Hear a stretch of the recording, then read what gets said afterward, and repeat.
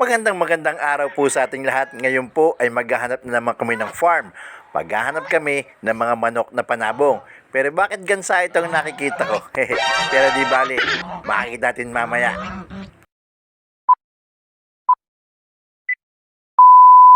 Ayun, magandang araw po sa inyong lahat. Andito po kami sa Canaro 425 Game Farm. At syempre, i-interview natin si Sir Henry Katigbak. Kukwentuhan niya tayo tungkol sa kanya sa pag-aalaga ng kanyang mga panabo. Magandang araw po sa inyong lahat at salamat po sa pagbisita, Sir Wilkie Way, at napasyalan nyo ang aming manukan. Makikwento ko lang po sa inyo na dati po kami backyard at naisipan po namin gawin ng negosyo at kaya po kami nagkaroon ng farm.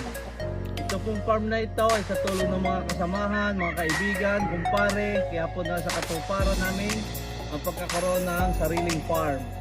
At napatunayan din po namin na malaking bagay ang gamot at patuka na gagamitin natin sa ating mga materyales, panlaban at saka po sa ating mga sisiw.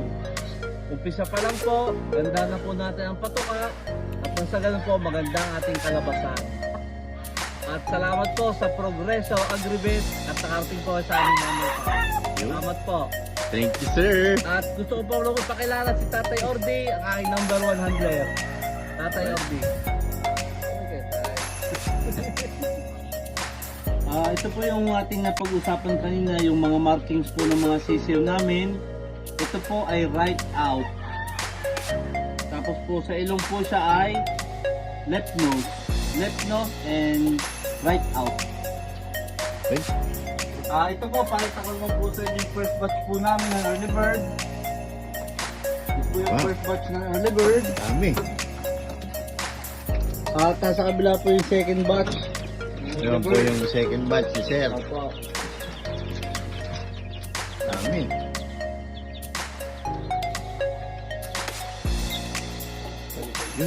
Diyan po natin gagamitin yung iron claw na patuka ng Progreso Agribit. Uy, salamat po ng madami.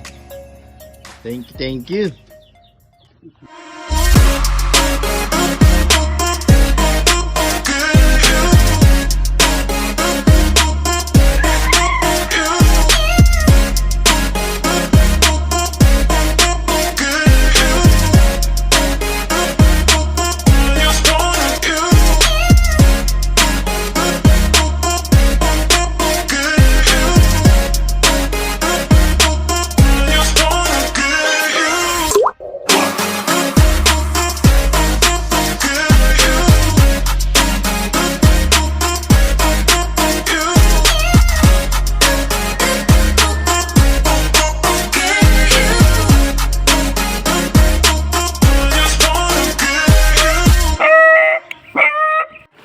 Ayun!